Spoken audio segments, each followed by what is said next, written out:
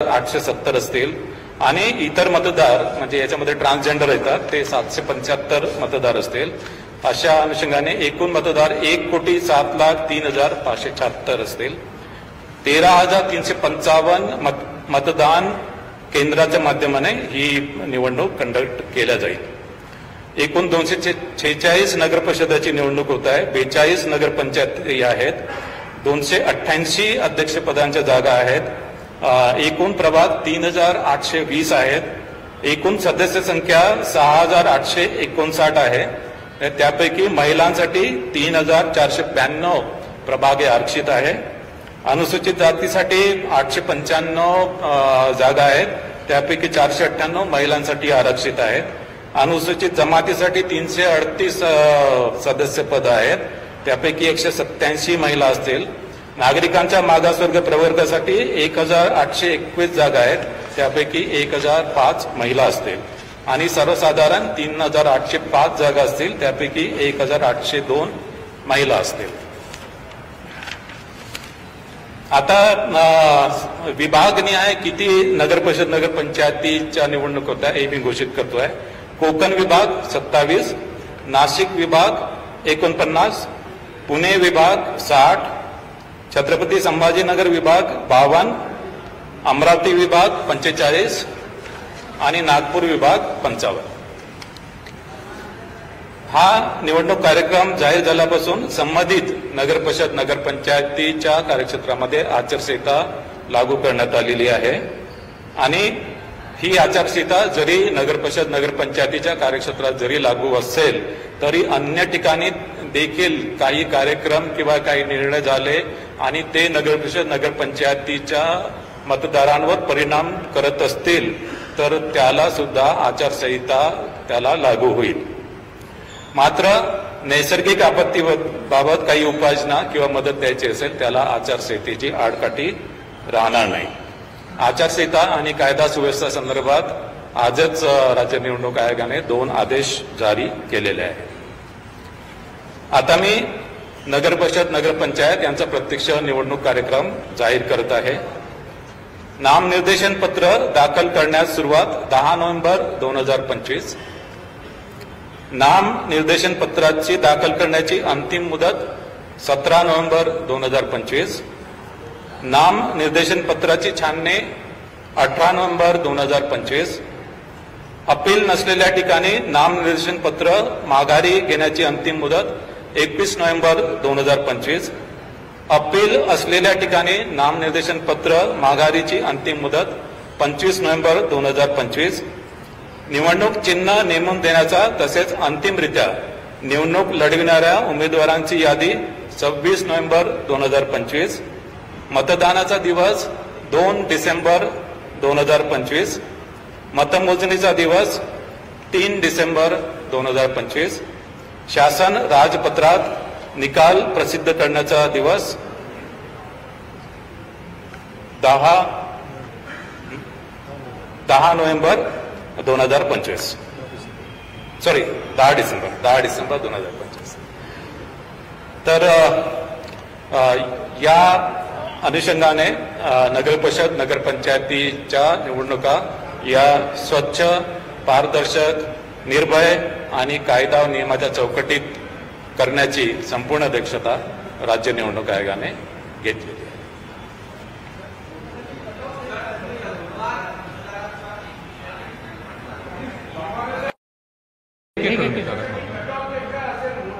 वोटरचे cut off date 1 जुलै 2025.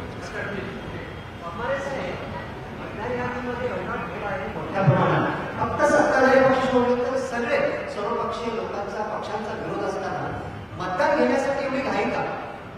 जोपर्यंत पारदर्शकता येत नाही मतदान यादीमध्ये दुबार मतदार आहेत, तिबार मतदार आहेत. एका ठिकाणी एका गटामध्ये 40-45 लोकांनी मतदान केलं. असं असताना घाई मतदान घेण्याची नाही. दुबार आणि तिबार मतदाराबाबत आम्ही पूर्णपणे उपाययोजना केलेल्या आहेत. त्याची मी प्रक्रिया आपल्याला सांगितलेली आहे. जिथे दुबार मतदार, तिबार मतदार आहेत तिथे आमचे लोक संबंधित मतदारांपर्यंत जातील आणि त्यांना विचारतील, त्यांचे ऑप्शन्स घेतील आणि जे मतदार त्या आव्हानाला प्रतिसाद देणार नाही त्याच्यामध्ये सुद्धा त्यांच्याकडून अंडरटेकिंग घेऊन आम्ही त्यांना मतदान करू देणार आहे. विरोधकांचा असाही आरोप आहे की निवडणूक आयोग हे सत्ताधाऱ्यांच्या दबावाखाली काम करत आहे, त्यांच्या सांगण्याप्रमाणे काम करत आहे. कितपत तथ्य आहे याच्यामध्ये?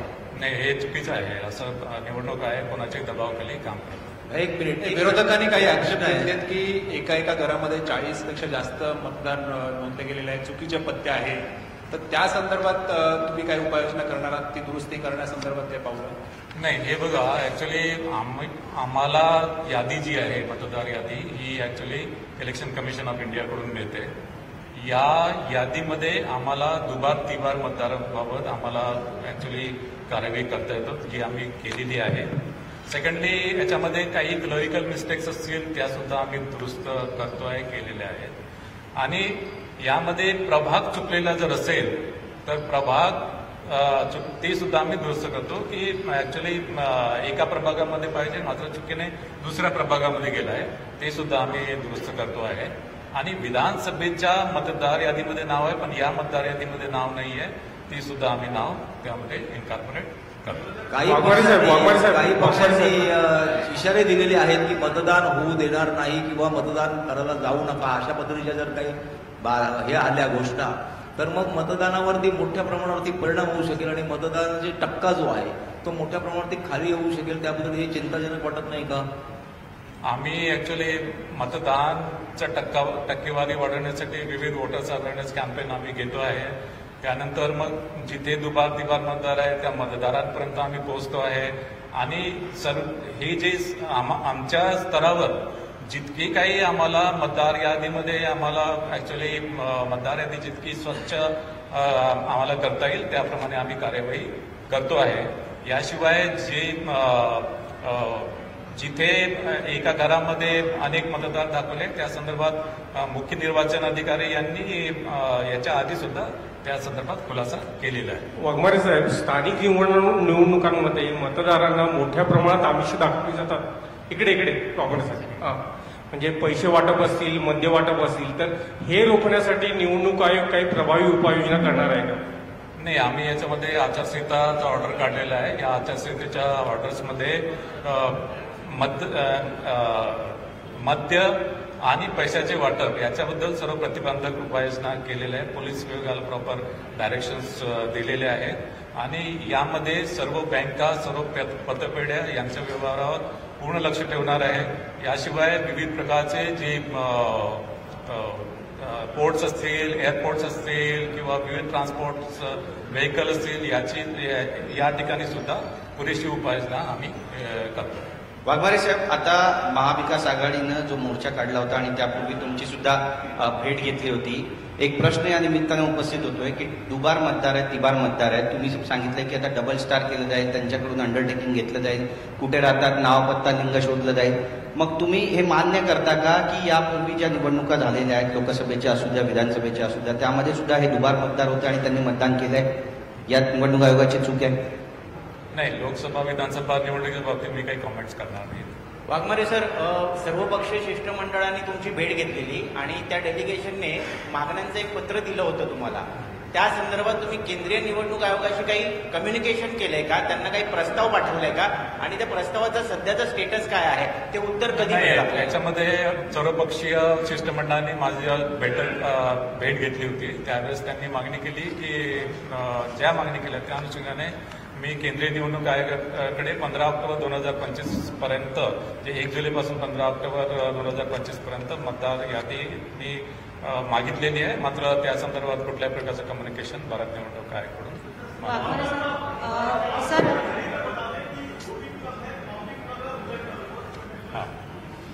इसमें नाम निर्देशन पत्र जो है, नाम निर्देशन पत्र दाखल करने की डेट है 10 नवंबर 2025.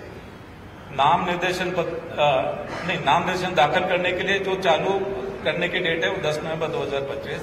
नाम निर्देशन पत्र दाखल करने के लिए अंतिम जो डेट है वो 17 नवंबर 2025. नाम निर्देशन पत्र की जो छाननी है उसकी डेट है 18 नवंबर 2025. जहां पे अपील नहीं है वहां पे नाम निर्देशन पत्र पीछे लेने की अंतिम डेट है 21 नवंबर 2025. जहां पे अपील है वहां पे नाम निर्देशन पत्र वापस लेने की अंतिम डेट है 25 नवंबर 2025। निवडणूक चिन्ह जो है, निवडणूक चिन्ह और final list of contesting candidate, इसकी डेट है 26 नवंबर 2025। मतदान दिन की डेट है 2 दिसंबर 2025। मत मोजनी यानी काउंटिंग की डेट है 3 दिसंबर 2025 और गवर्नमेंट गैजेट में निकाल पब्लिश करने की डेट है 10 दिसंबर 2025। सर गुड इवनिंग सर, मैं उत्तर शक्ति विकास सेना से राजेश त्रिपाठी। सर एक क्वेश्चन है, उत्तर भारतीय विकास सेना से रजिस्टर्ड अनरिकॉग्नाइज्ड पार्टी है, चुनाव चिन्ह हमारा ऑटो रिक्शा है, तो उसके लिए क्या प्रक्रिया है?